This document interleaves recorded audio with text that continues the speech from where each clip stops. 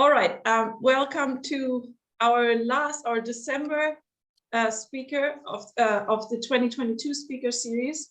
I should note that in December, so in the next week or so, we will upload the line of abstracts for next year's speaker series. We have almost all the abstracts together, so that's exciting. But we're very, very glad to end the year with such a wonderful speaker as Dr. Piers, Benn, who writes about the philosophy of religion and philosophy of psychiatry and normative ethics. But what's most important or interesting to us, also about the current culture wars. And that I think has to do with today's paper. His most recent book was An Intellectual Freedom and the Culture Wars. And today he's going to talk to us about the old aggression and the new kindness, two threats to intellectual inquiry. Take it away. Oh, thank you very much, Katharina. Can you all hear me? My microphone working okay? Okay, well, thanks very much for the invitation to give this paper. I'm not going to read it out because there's nothing, as it were, to read out except notes which are more or less formed, but I hope that's okay. And I hope also not to get too confused by my slides, because I don't usually do slides, but I thought it would be quite a good idea, especially on Zoom. So I may get thrown by the lack of sort of constance between what's on the screen and what's in my notes. But basically, I became interested in argument, partly because of the toxicity of some of the arguments in the culture wars, as they're called, particularly about 2 years ago, exacerbated by the pandemic. And also I remember exactly around that time in June 2020, there was an eruption of Black Lives Matter demonstrations in London and all over the world. And I think that got very febrile. It may have been exacerbated by people's frustration at still having to stay indoors and a hot summer coming up and everything, you know, all these things coalescing. And I wanted to consider the hypothesis, and this is purely hypothesis and speculation, so I don't have any data before you, and you might want to take me up on this, but just an impression I had that although on the one hand there was a lot of aggression in the culture wars on social media, in academic circles there had been for some time what I call a new kindness, a sense that adversariality, as it's come to be called, was a bad thing, and that we ought to be nice and kind to people we apparently disagree with, even to the extent of eradicating those disagreements, or pretending that they didn't exist, or pretending they could be somehow ironed over. So I'm interested in contrasting what I call the old aggression, which continues actually in culture wars fora on social media especially, and this new kindness, as I call it, which is meant to be more welcoming, more inclusive, more open to, particularly to junior people in academic disciplines, to minorities, that's meant to be a replacement for this old aggression. And I want to suggest that, you know, there are good things about it, but there are also some costs, particularly its encouragement of intellectual conformity and its downplaying of the importance of what I very old-fashionedly call a Socratic ideal of argument that I think we need to preserve, especially in philosophy. So the old aggression, I think we're all familiar roughly with the kind of thing I'm talking about. I'm quite old now. I wish I weren't, and I entered the profession really in the 80s and 90s. And certainly I remember from that time, and it wasn't the whole truth, but it went on, a kind of aggressive style of a debate and argument. It was characterized by, you could call it smartness signaling, when the aim of the speaker, particularly on an inconsequential subject, in fact, the more trivial and obscure the subject, the greater the aggression, where the speaker would signal that he, usually was a he, but that's partly because most people were men in those days, but he would signal that he was very smart, that he was rigorous, that he could talk fast and fluently using well-formed sentences, that he could see the fallacy in what the other person was saying. He could expose the intellectual incompetence or the lack of reading exhibited by the adversary. And so you'd say, you know, I'm smart, I get this point, you are not so smart, I can outdo you in a sort of verbal combat. As I say, very often triviality was of the essence. It might be some obscure issue in metaethics about the various sorts of internalism that were apparently being discussed at that time. the 57th variety of internalism versus the 59th variety of internalism, and did they imply each other? Or it might be, you might be signaling your membership of an in-group. So you'd say, don't listen to him, he's a Wittgensteinian. I mean, nobody listens to them. And so you signal away you're a member of a hot new cool in-group, congregating around somebody who's supposed to be really important and cool in the profession, somebody who's writing really important papers. And maybe if you dropped references to this person at a conference, you might be noticed by that person. Or if you smarten the signal in general, you might be noticed by somebody who might possibly be on an appointments panel in a few months or years' time, who might notice you. So hands would fly up in the question and answers, by people hoping to be noticed by these players. And other thing I noticed was you might call it a dismissive manner, aggressive body language. I remember one particular colleague I had, perfectly nice man, and I got a lot from him. But when you discuss philosophy with him, he'd stare at you without ever smiling or nodding or helping you along. You were sort of expected to make your case against a hard opponent, and if you weren't hard enough, you'd be refuted by some obvious counter argument or counter example. Maybe this particular person didn't mean to be this way, but it's the way it came over. And there was a kind of suggestion that you'd make out your opponent lacked rigor or knowledge.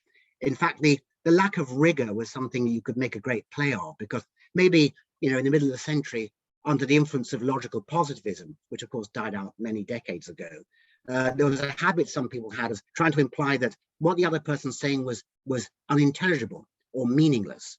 So a sort of rhetorical move would be to say, I'm sorry, but I find what you say incoherent or meaningless or unintelligible. There's some story about how some pompous young man once tried this out on Bertrand Russell in a seminar, and Russell promptly replied, I am not responsible for your intellectual deficiencies, young man, on being told that what you're saying is unintelligible, and which is probably the right sort of thing to say. So these are things I just noticed. I don't say it was characterized the whole of the discipline or even most of it, but it was around. And unhelpfulness, not nodding, not smiling, not helping people along in discussion, and in general, an excessively adversarial style. It wasn't the whole truth, but it was around. And people started noticing this, and they found that it was really rather unhelpful, particularly in feminist philosophy circles who tried to bring about a more inclusive or a more understanding and cooperative mode of conducting arguments. So this leads to the question of what adversariality actually is. My next point might be trivial, but it just occurred to me as I was preparing this. There's an interesting piece by Katerina Dutil-Novais. I'm not sure I've correctly pronounced the surname, but anyway, Who's Afraid of Adversariality?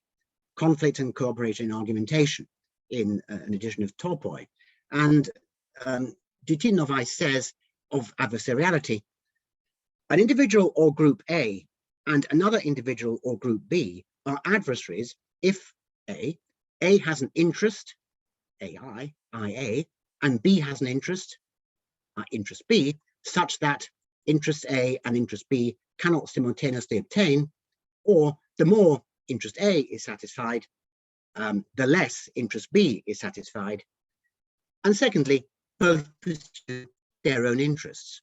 So it's quite a dense formula, but I see what you're driving at. There's it's a sort of, it's not a zero, it's a zero-sum game. To advance, for one person to advance their interests, that would mean that the other person was not advancing their interests.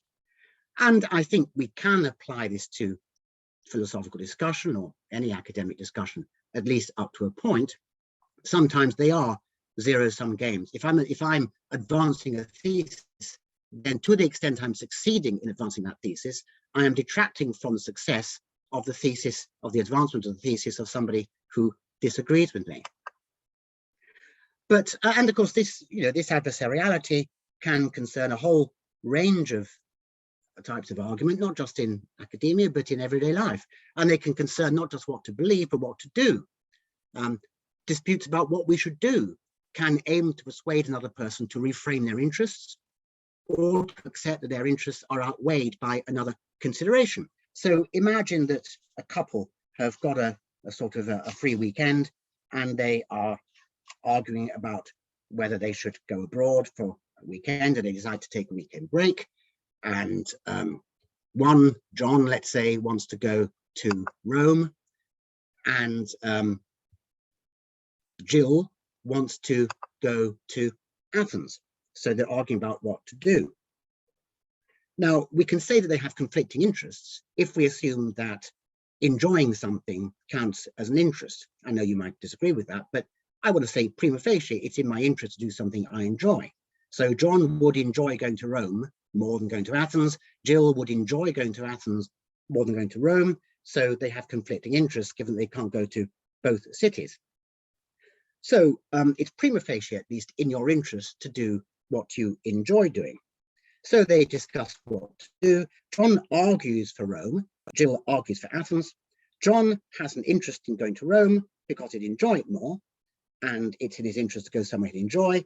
And conversely, the same thing goes for Jill. Now, their respective interests conflict according to Genteel Novaes' model. You can't satisfy them both. So there might be an argument in which each tries to persuade the other about where to go. Now, John might argue for the superiority of Roman monuments, Roman history, Roman civilization in general over Greek ones. And Jill would argue for the cultural superiority, the historical superiority, etc., of Greek civilization, ancient Greek civilization. And so each tries to persuade the other in one or both of two ways. They might argue that the importance of the cultural value of the favored city outweighs the relative lack of enjoyment that will be felt by the other in visiting it. So in effect, this means arguing that something is more important than the interest that the other has in going to their chosen city. So it's admitted that each would enjoy going to their chosen city more than to the other city, but each is arguing that there's something more important than the enjoyment, and by extension, the interest the other has. There's something they should care about: cultural value, history, historical interest, all these kinds of things. That's one option, to say something trumps interests. The other option, to say more straightforwardly, the other one can be persuaded or should be persuadable to enjoy visiting the other city, the city they initially don't want to go to. So as an addition to one, each might say, you'd enjoy it more if you realize that Rome or Athens was a culturally more interesting city. So what we have is an argument, and it is initially adversarial in Katerina Genteel Novaes' usage, but the aim of the arguers is to achieve their aim by eliminating the adversariality, either by persuading the other that cultural value outweighs enjoyment, or perhaps more likely, that if they really understood the other city, they would enjoy it more. So you're persuading them to enjoy the city, and hence persuading them, the other person, to accept that going to the other city would be more in their interests than going to the city they initially preferred. But the important point here is that we're talking about an aim of rational persuasion.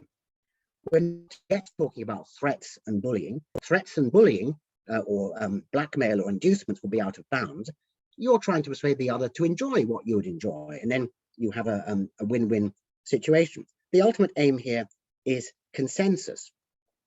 Now, the same thing can apply for theoretical disputes. We can say, we can use this kind of argument about what to believe as well as what to do.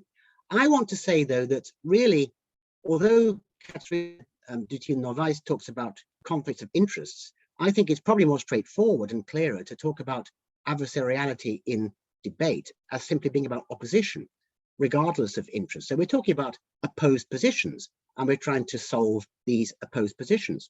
Now, these opposed positions might involve contingent conflicts of interest. So supposing that two philosophers are arguing, let's say, some abstruse issue in metaphysics. Let's say that one of them, and let's say they're arguing about whether time can go backwards to infinity.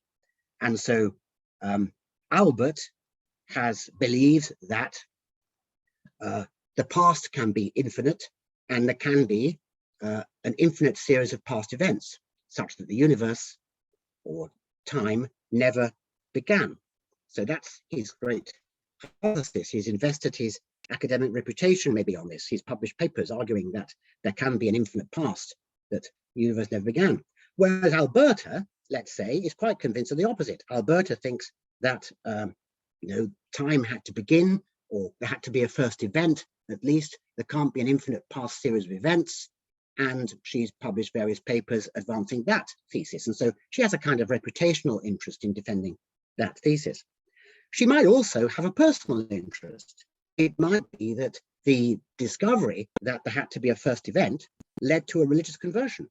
Maybe it was this metaphysical discovery that led her to think, aha, well, if there must have been a first event, and if everything that begins to exist must have a cause, and if that cause can't be a prior event because it was a first event, there must be a transcendent God. I mean, that's the Kalam cosmological argument. And I'm not here to discuss that. I'm just saying there can be a personal interest invested in a metaphysical thesis. If she were persuaded that this argument was unsound, then maybe she might fear that the religious foundations of her life are threatened with collapse. So that's what I call a contingent conflict of interest behind the dispute. But what the dispute's about is about whether there can be, whether there is or not, whether there can be an infinite past series of events. And I want to say that although they might have an interest in advancing their thesis, the fundamental thing to see is that they're opposed. They have points of view that can't both be true. It can't be the case both that the time when there was an infinite past and that there wasn't. So as I say, the position they might be in now is, we can use the word adversariality if we redefine it to include opposition. I think it's more straightforward to talk about opposition. We can say, okay, well, there's a conflict here. Albert believes one thing, Alberta believes something else. Now, how should they proceed with this disagreement? They might decide not to discuss it. That's what we often do when we have disagreements about things personal to us. And often that's quite appropriate. I think it is usually inappropriate to challenge people's religious beliefs unless they start it or unless they invite a challenge. Often the same is true of political beliefs, social, ethical beliefs. It's generally speaking, it's impolite to try to disabuse somebody of their beliefs unless the context is clear that that's what's invited, or unless you're invited to do so. On the other hand, in seminars and when doing philosophy, for example, that's what we're meant to be doing. We're meant to be advancing theses. We're meant to be testing our theses against opposition. And this is where, on the face of it, some sort of at least minimal adversariality is bound to enter the picture. You can't just say, well, I believe P and you believe not P. Let's just leave it there. If you're discussing who's right, there's bound to be some disagreement. And if there's disagreement, there needs to be argument. And this is where things get tricky. Now, I was naive initially. I thought, well, why is this even being discussed? Obviously, in philosophy, there's adversariality or opposition. Otherwise, why do it? But I did notice there's quite a lot of literature suggesting that there shouldn't be. At one extreme, we should eliminate disagreement, or we shouldn't express disagreement. We should be cooperative. We should build consensus. We should do something else.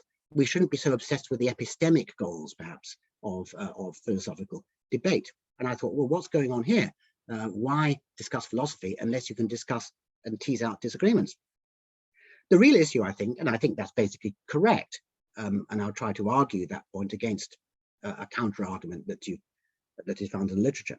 But the real issue is about the appropriate levels of aggression, or what I call in scare quotes, kindness. How aggressive is it appropriate to be? And indeed, what counts as aggression? And how restrained, how cooperative should one be when you're trying to sort out philosophical disagreements? You might decide that the issue itself is not particularly important, so you can talk about it in a relaxed way, and once you get to a sticky point in the argument, you decide to leave things there and go for a drink. That's often how things do proceed. You can have a very civilized way of approaching the issue because neither side might think much is at stake. But sometimes a lot's at stake. Sometimes issues are really important. I take it that Alberta's religious beliefs, let's say, are really important to her. And being a rationalist, she also wants to believe that they can be rationally defended. And it will be upsetting to her to discover that the argument that led her to theism was unsound. So she has this, she's really wants to be right about her argument.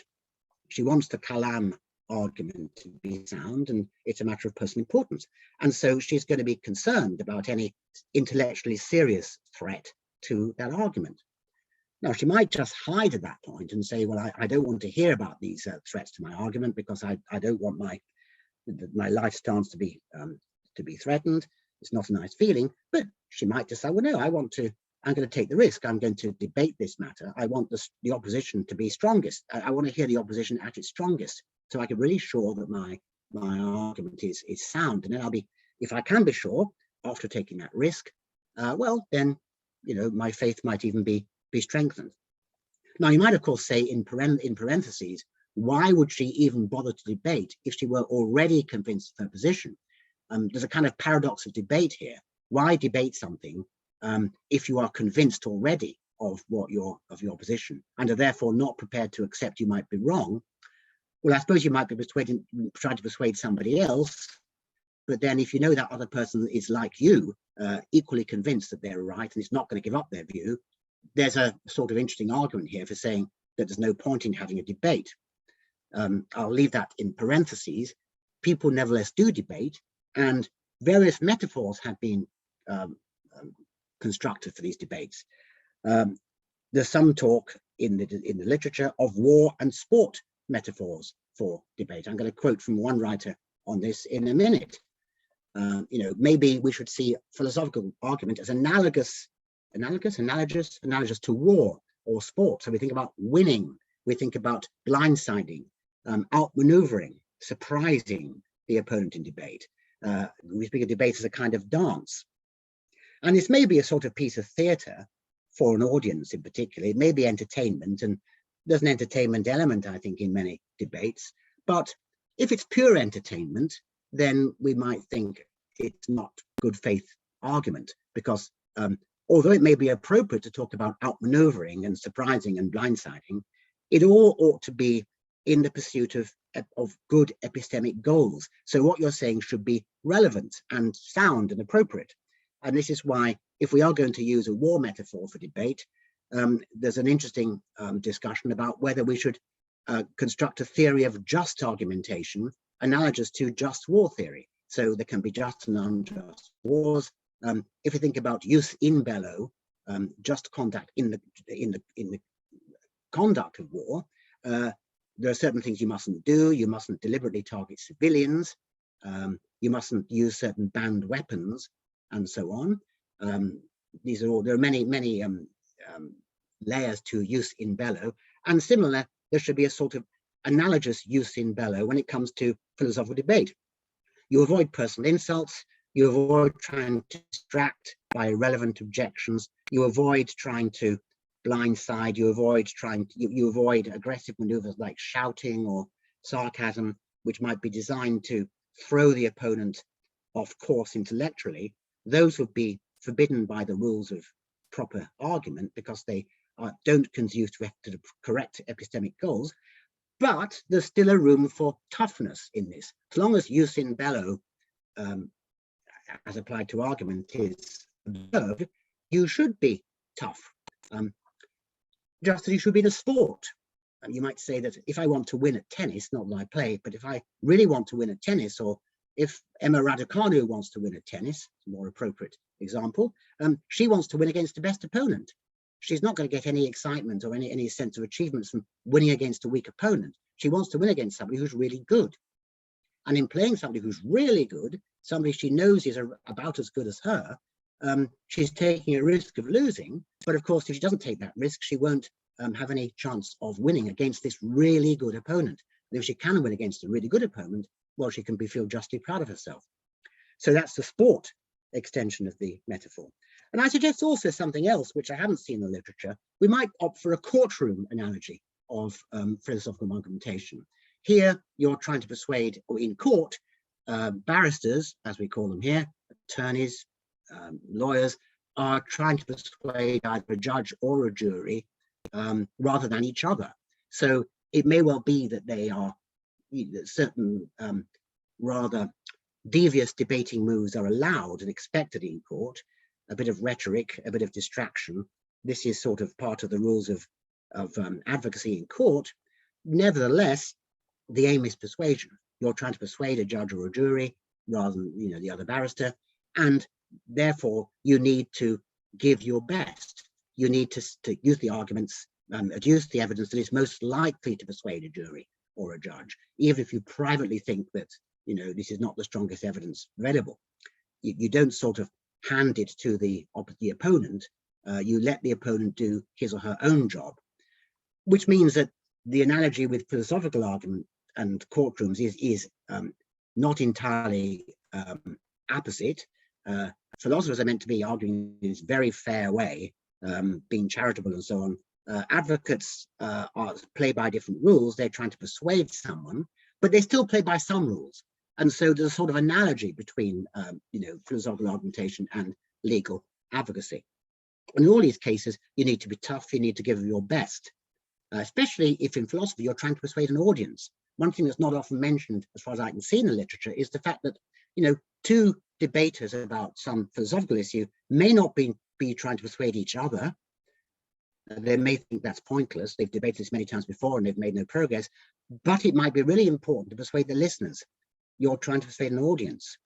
And this comes up often with debates about whether you should debate with people with strange views or outliers or even conspiracy theorists. You might say, I'm not doing this as a favor to the opponent. I'm trying to get at the audience the opponent's trying to get at. I'm trying to persuade the audience that this opponent is entirely wrong, or indeed is a nutcase. You know, that's the whole point of it, persuade the audience. So this leads me to, you know, something that's often assumed in philosophy, particularly the Socratic ideal. This is the ideal that philosophers are meant to be pursuing. There's a shared quest for truth. You know, both in the Socratic ideal, it doesn't often happen in reality, but you might aspire to it. You're really interested in a question and you have a view about it, or a provisional view. You have an inclination, let's say, towards one position, but you're not sure whether it's right. So you want to look at the best possible opposition there is for it. You want to steel man, as they say, not straw man, but steel man your view. You know, find the best possible opposition. You might do this with some nervousness, because if you have a contingent interest in your view being true, say a political or religious belief depends on it, you know, you're taking a risk. You might find that the basis of your life collapses, at least for a few minutes, when taking place in participating in this debate. It also, in the pursuit of truth, you are doing your best to cultivate epistemic virtue, fair-mindedness, lack of dogmatism, humility, and so on, and competence. You're trying to argue well. You're trying to say what's relevant, avoid distractions, avoid fallacious reasoning, make sure your premises are as likely to be true as possible. All the things that we're taught in logic, whether formal or informal. And you're also going to, if you're Socratic, you're going to realize that confidence in your conclusion is maximized if the toughest case against it has been heard. Indeed, that confidence should only be reached if you believe that the toughest case against your argument has been presented and you still think you can answer it. You are not epistemically entitled to confidence, or at least not more than you had before, if you're not sure that you've come up against the toughest case against your position. You know, if you come across a position you can easily defeat, well, that feels good and it may please the audience, but you might be inwardly insecure, because you might, if you're really honest, think, well, okay, that was a weak opponent. I'm not going to be that confident because I needed a stronger opponent, and I still don't know that my argument would survive the challenge of a stronger opponent. And again, here we come to the aggression side of it. Egos get bruised. People do have personal investment in their opinions. Their reputations are staked on defending a certain view in philosophy or any subject, really. You don't want to be shown to be wrong. You don't want to be shown to have committed some elementary fallacy. And it may be personally important too, for the reasons I gave. But all Socratic debaters can accept with trepidation that the aim is not to bruise the opponent's ego. You know, that shouldn't be part of the aim of a debate, but you do know that this can be acceptable collateral damage in pursuit of truth. So you just got to accept that a certain amount of deflation is risked, a certain bruising to your sense of your own competence, if you really engage Socratically in a debate, knowing that the opponent is not out to get you, not out to personalize things or ruin your reputation or anything like that, but accepts that if he or she can defeat you in an argument, then there's going to be some collateral damage. You won't like it, put briefly. You won't like being refuted. If you care about the issue, and if you do happen to have a lot professionally invested, let's say, that may not always be the case, but sometimes it is. And so back to the courtroom analogy, the jury's confidence in their verdict, and assuming we're talking about a criminal trial, let's say, the defendant is alleged to have committed a really serious crime, could spend decades behind bars if he's convicted. Well, an honest jury will want to be confident of their verdict, and their confidence should depend at least on their belief that both sides have given their best. Allowing that courtroom advocacy is not quite the same as seminar room advocacy, because in a certain sense, each advocate is out to persuade the jury and is likely to use techniques that are persuasive psychologically rather than, let's say, conforming to the best epistemic goals. And everybody understands that. Nevertheless, given that, the jury still wants to have confidence that each side has given all the relevant evidence. Everything has been disclosed that's relevant and they've had time to digest it. Otherwise, an honest juror who is afraid of sending a possibly innocent person to prison for decades may be very worried about that possibility, because has the defense barrister really done her best in presenting the defense? You want to be sure that she has, to be sure. So that's the Socratic ideal, if you like, and I know that it's come under debate. I think I, in an old-fashioned way, do rather believe in it, though it's often observed in a breach, and I think that's what we do need to resurrect up to a point. So against this, we've got the threat, as some people see it, of a new kindness. Now, Scott Aiken, in an article called A Defense of War and Sport Metaphors and Argument, this is in Philosophy and Rhetoric, 2011, says this, and I was quite interested to read this because it's exactly what I was thinking myself when I started thinking about this paper. He says, it is possible for argumentative exchanges to be insufficiently adversarial. Hope you can all read the text here, not too small. Certainly for the sake of goodwill and creating personal connection, it is good to emphasize where people agree.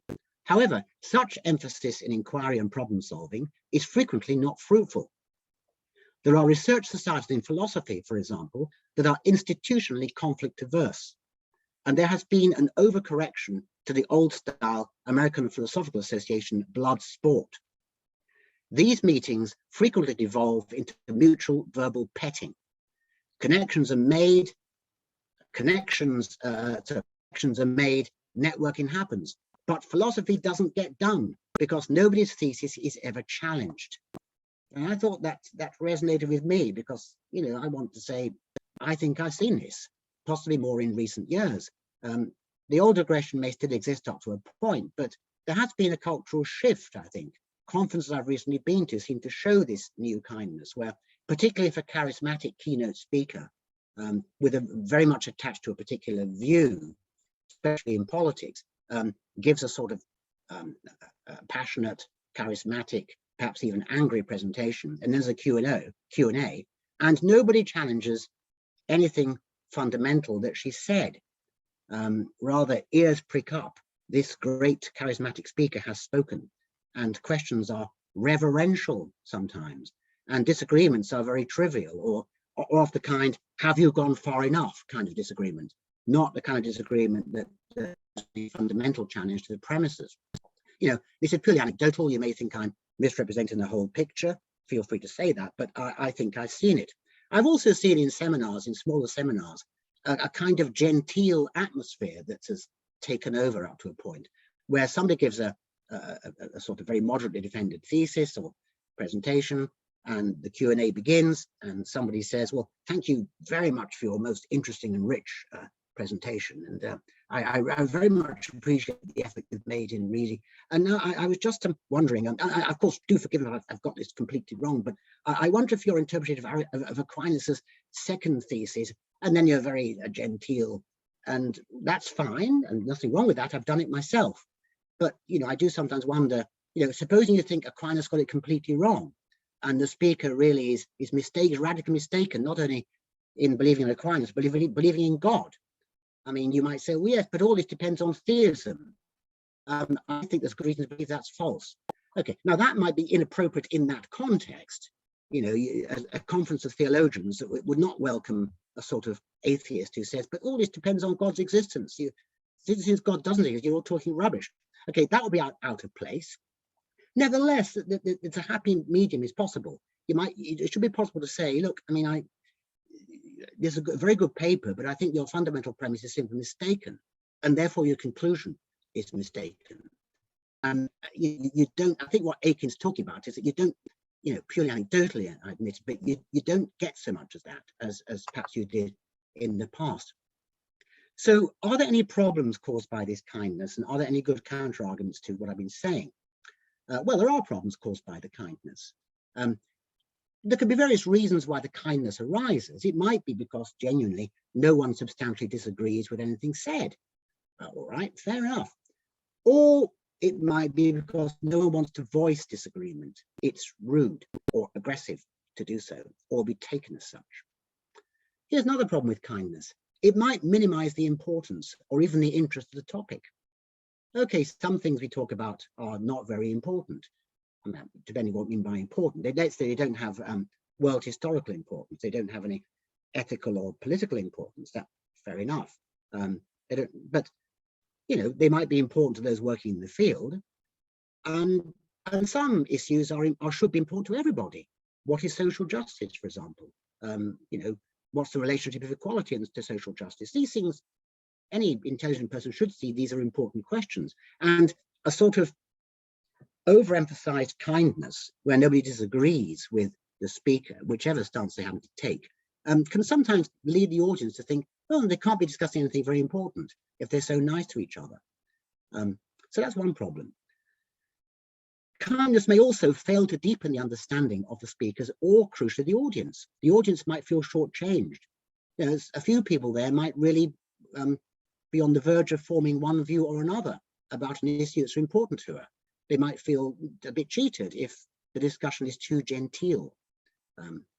And finally, and perhaps more, you know, controversially, this sort of kindness actually makes it impossible, almost impossible at least, to expose false assumptions and bad reasoning. Supposing what somebody said is actually rubbish. You don't say what you said is rubbish. Okay, that's the old aggression, that's the old rudeness. But how do you make the point substantially without using circumlocutions that are so elaborate as to conceal the point you're trying to make? I think sometimes you feel you can't. So you go away privately thinking, this was just a bad paper, or this thesis that was indefensible, but there's no way you can say that. And you shouldn't say it rudely, but then there's no polite way of saying it. You can try circumlocutions, but they may be so weak as not to make the point. Of course, that may be true of my paper, and you should feel free to say it's rubbish if you want to, suitably politely. I mean, I'm putting myself at risk here in a way, but I think it's a point that one should be made. You know, there has to be a way to expose false assumptions and bad reasoning. And the problem is, if those false assumptions are rather obviously false, or if the reasoning is obviously bad, you know, and fallacy is being committed, it's even more difficult to point it out, because if you convey, well, actually, this fallacy is elementary, you are implicitly making out the speaker to be intellectually incompetent, and that's not something you want to say. I wouldn't want to say it, and certainly not something you want to hear. So there are problems here. But then there are counter arguments to this, and here I want to, and there's a lot of literature on this theme, and I chose one particular paper that makes a point which I think in the remaining, say, I don't know, 10 minutes or so, I want to bring out and discuss. It's about the negative effect of at least a certain kind of adversariality on epistemic justice, and its encouragement of a kind of blindness to implicit bias. Hence, Phyllis Rooney wrote a paper whose title is When Philosophical Argumentation Impedes Social and Political Progress, in a Journal of Social Philosophy, 2012. And she says this, it's quite a rich and dense paper. I can't really paraphrase it all, but I'll try to quote some important parts of it.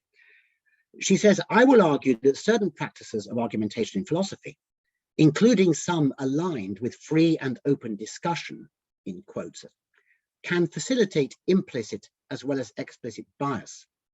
I want to draw attention to forms of adversarial argumentation in philosophy that can effectively silence or misrepresent the contributions of those who belong to minority or marginalized subgroups in the discipline, and especially when they seek to address concerns that are of special significance for their subgroup. Okay, so basically, she does see this as a danger connected with adversarial argumentation. To be fair, she is not against adversarial argumentation. She doesn't show any signs of being into standpoint epistemology in her paper, as such that you can't discuss with somebody with an issue, with somebody from a different epistemic standpoint. It's not that radical, but she's making, I think, the fair point that, you know, within standard epistemology, there's something about even minimal adversarialism that is potentially dangerous for marginalized people who you're debating with. There's this contrast, I should say before, between minimal and adversarial argumentation. Minimal adversarialism and ancillary adversariality. Ancillary adversariality is meant to be the bad kind, the aggressive kind, where you're just being needlessly adversarial, when you don't need that sort of aggression to make your point. But the minimal adversariality is what I'm talking about. It's what I've so far been defending. And Phyllis Rooney thinks that even that has its dangers. You know, even trying to argue Socratically, I think, at all, with people, especially from marginalized groups, the epistemic danger of blinding us to implicit bias. So there are, you know, possible examples she gives here. I mean, she talks about the default skeptical stance. Now, I may have misunderstood what she means by this. It appears to be, I hope I haven't misrepresented her, it appears to be the placing of an undue burden on an arguer to justify her premises. So the idea, she calls it a default skeptical stance. The idea seems to be that when two people are debating something, especially when one is from a minority group, the way it often has to go is that, let's say arguer A is from a minority group and they're trying to make a particular point about relevant to their being from a minority, let's say, so that's kind of debate. And B is not convinced by her thesis, and B, on this minimal adversarial model, is likely to adopt the default skeptical stance, which involves putting an undue burden on A to defend not just her argument, but her premises or her assumptions. And so the problem arises because if A is from a minority group and is arguing with B, who is not from a minority group, B might be skeptical of A's assumptions. And those assumptions are based on experience, lived experience, if you like, that B does not have. So, you know, B is being uncharitable because, you know, he doesn't, let's assume it's he doesn't have the experience that gives rise to the assumptions made in the presentation of the argument of a minority person, a member of the minority group, and so says, why do you say that? Justify this. And of course, you could tell a long story to justify it. It's basically, you have to talk about the whole of your life almost to justify the assumptions, but that's, you know, there's not going to be time for that. And so B gets away with looking at it as though he's won the debate because an elaborate story has to be told to discharge the burden. And so that's why, I mean, an example she gives, quite interesting, is if you cast your minds back to the O.J. Simpson trial and how, I noticed this at the time, people seem to be divided partly on race lines. Was Simpson guilty of those murders? I don't know how true this was, but there seemed to be some truth in this. White people were more likely to think that Simpson was guilty of murder. Black people were more likely to think he wasn't guilty, or at least that guilt had not been sufficiently proven. Now, one thing that really emerged in that trial, which I remember, which Rooney talks about, is that white jurors, or white people in general, and I don't know, again, I don't want to overgeneralize, were astonished to hear that a policeman might plant evidence on a black suspect, whereas black people were far more likely to believe that, because that was more likely to be their experience, or at least the experience of people they knew. And so, I mean, Cochrane's case for the defense depended partly on saying that it is possible that the evidence was planted by the police officer. And it was quite telling that when the police officer in question was questioned on this, Cochrane, I think, said, was the effect of, have you ever planted evidence on a suspect? The officer pleaded Fifth Amendment against self-incrimination, which obviously gave anyone the impression he's hiding something. You know, why would he plead Fifth Amendment if he's never planted evidence on a black suspect, or indeed any suspect? And this is a telling example, because, you know, it alerts us to how, you know, if you don't live in a certain group, or if you don't have certain experiences, you're going to be much more dismissive of certain possibilities than if you did. And I think that the way this is being woven into Rooney's argument is that if it's part of your experience that this sort of thing happens to people like me, then if you're asked to justify that assumption in a debate, you're going to have an uphill struggle. You know, you're going to be talking away about the whole of your life. You're going to have to come up with all sorts of examples to justify it, which means that if you can't do that, it's going to look as though you've lost the argument. Now, I think it's interesting. I think there's merit in this sort of argument. It certainly made me think more carefully about implicit bias. What I want to say about it is this, and you may sort of disagree about it. I think there are caveats. Maybe I'm overdoing the caveats, but here they are. I think Phyllis Rooney is right to warn against implicit bias. I know people get very angry when implicit bias comes up. People might say, oh, people always talk about implicit bias.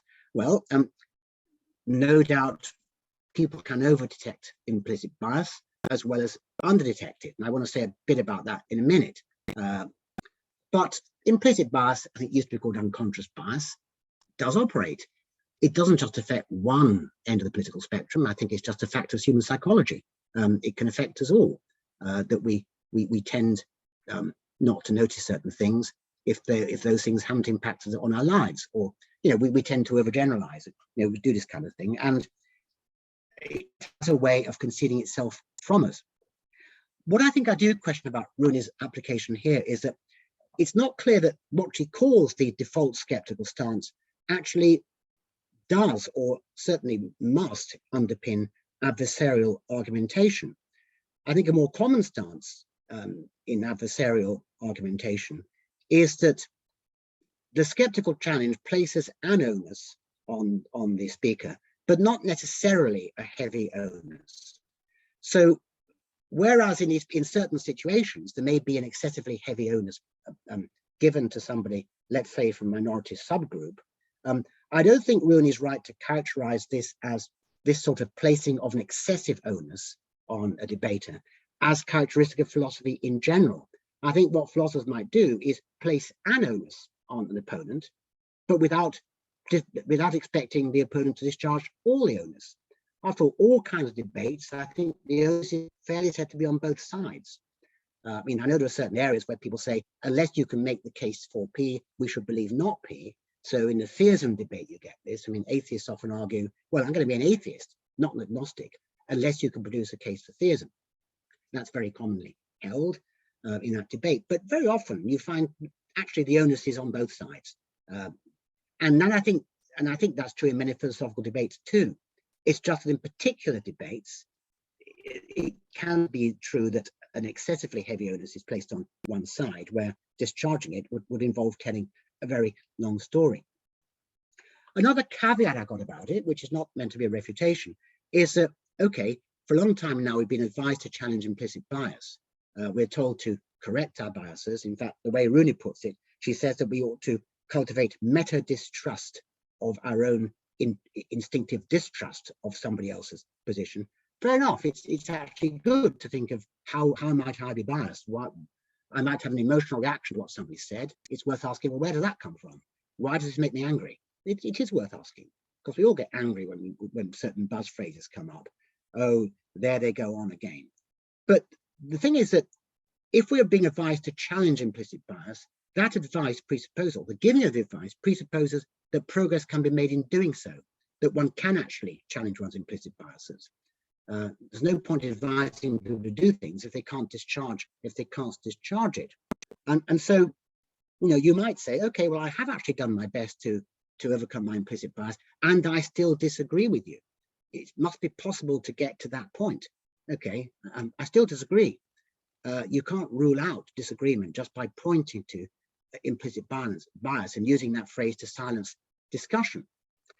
Which is why I think that the problem Rooney points to actually is not adversarialism per se, not even minimal adversarialism, but unsound arguments. The real problem is somebody who's not aware of his implicit biases, if he has those biases. It's not that he's being adversarial, it's that he's actually arguing badly. Because to argue well implies starting from premises that are plausible. If you don't start from plausible premises, which take into account how your own reasoning might have been biased, then you're not arguing soundly, because soundness is a matter of true premises and valid arguments. So I think we can mount a case based on the need for sound argument against people who are ignorant of their implicit biases. I don't think the objection is actually to any form of adversarialism. There still has to be room for disagreement, even after implicit bias is taken into account. And that leads to another point. Well, there is surely a possibility of overcorrection of implicit bias. So whenever, I often find that whenever some social program gets going, people are suddenly aware of this after the other. It might be racism, it might be Me Too type things, all these things. What you find is a sudden spike in awareness, but then, and I think this can be predicted psychologically, regardless of the issue itself, you will get overcorrection. I mean, you will get Me Too type stories, which are really not very plausible, where you might think, okay, people jumped on a bandwagon here. Of course, if you say that, you might be suspected of sort of siding with the oppressor. But I think it's just a psychological truth. It's quite possible to hold two thoughts in mind. On the one hand, yes, a whole lot of sexual abuse has been exposed quite correctly by Me Too. On the other hand, where something is suddenly springs into awareness, there will be a bandwagon effect. You can expect some exaggerated or false allegations to be made. And it shouldn't be seen as ideologically unsound in some way to make that point. How much weight you give it is maybe something you might want to discuss. Which leads me, and I don't want to overrun here, but it leads me to another problem, I think, with the new kindness, even when adjusted for implicit bias and so on.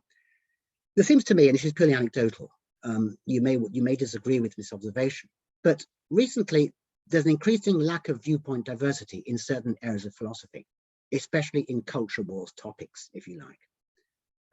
I mean, again, purely from observation, I may be just remembering what I want to remember, but on the philosophy news groups I look at, adverts for conferences, workshops, calls for papers, when it comes particularly to social justice type topics, the calls for papers have abstracts that presuppose certain things that are taken to be beyond debate. So typically an abstract might be something like, this paper invites presentations on the best ways to combat implicit bias in blah, blah, blah, or it might be the best ways to combat fake news and conspiracy theories.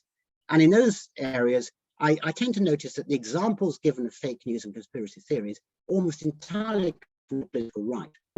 Very rarely do you find any acknowledgement that you get fake news and conspiracies from the left. I could name some, but you just don't get it acknowledged. If you want to submit a paper saying, I wish to challenge whether there is actually implicit bias here, you can be almost certain your paper will be rejected. I mean, I may be just being a bit sort of over dogmatic here, but it's a feeling I have, that they're inviting papers with a certain sort of viewpoint, people who agree with us, basically. Now, in principle, there's nothing wrong with that. I'm not against workshops where people agree. In fact, I think there's a room for a wide range of non-adversarial seminars and workshops and conferences. I'm not against it at all. I mean, theology, for example, isn't going to welcome atheists, or not very much. Feminist philosophy won't welcome people who are avowed anti-feminists. I mean, you won't make progress. So I'm not against cooperative workshops.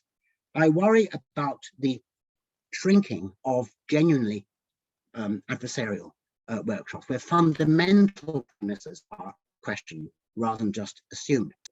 Why does it happen? Well, I think there's been polarization in society. In philosophy, not so much, because I think philosophy is mostly dominated by a particular ideological standpoint, broadly speaking, but it needn't be. But polarization in society creates bubbles where kindness within those bubbles protects those in the bubbles from a common enemy, creating conformity within the bubbles, even if there's a huge amount of disagreement with people outside the bubbles. And I think there's also a fear, a fear created of the most, our fear of the most potentially aggressive arguers creates an unwillingness to challenge those arguers, reinforcing conformity. So I might think, I better not cross this particular person. This person is known to be aggressive. This person is known to be charismatic and rather opinionated. I don't want to cross this person. I'll get egg on my face. So I'm not going to challenge this person. And if everybody's thinking that, conformity is reinforced. So in effect, the kindness actually reinforces the aggressiveness of people who perhaps would yield under argument if they were challenged. And I think general hostility to disagreement has the same effect.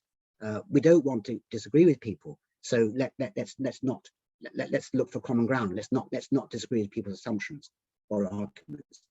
And I think that itself creates a kind of passive aggressive culture. Again, I may have over-noticed this, but where the idea, if you make a sort of sharp point against somebody, particularly a charismatic person with very strong opinions, people in the audience might think, well, you're not meant to make that point. That's not kind, this is really a bit, this is not in place. So there might be a tut-tutting, not because you said something that's unsound or false, but because you're just not meant to make that point. It's not part of the culture. We're inclusive, we're friendly. You don't challenge this stuff. And of course, the problem of conformity is not only what's believed. There's been a lot of work on opinion diversity by things like the Heterodox Academy, which is trying to promote it in, I think, a rather good organization trying to promote diversity. The real problem of conformity, though, is how things get to be believed. I believe something because everybody else does, and this infects intellectuals no less than anybody else. We like to think we're free of bias and free of obvious fallacies and unsound argument, but sociologically speaking, I think academics are just as much susceptible to conformity as anyone else, and we need to be aware of conformity as the reason for our beliefs rather than the soundness of those beliefs. So how do we conclude? Well, I think there's a problem with the new kindness. I agree. I absolutely want to reject the old world. I mean, don't get me wrong, I don't want the old aggression back. I really don't. I mean, that was unproductive. It was often horrible. It was personal. It was smug. In fact, it wasn't even about argument. It was about sort of undermining the confidence and of opponents, particularly if they were in a weaker position. I don't want that world back. But we do need to guard against the extreme opposite. And one way we can do that, one way we can guard against being crushed by minimal adversarial argument, is to say, well, okay, look, my worth as a person isn't actually summed up by my ability to argue well. Okay, I got this wrong. I committed this fallacy. I hadn't read this or that. I should have done. Right, okay, it's a fair cop. I should have done this work. My faults have been pointed out. All right, I'll take it charitably. But it doesn't sum up me as a person. We can also say, yes, opinions reflect character. If somebody has a bad opinion, they might have a bad character that gave rise to the opinion, but character is not some thing. A lot of the culture wars is personal.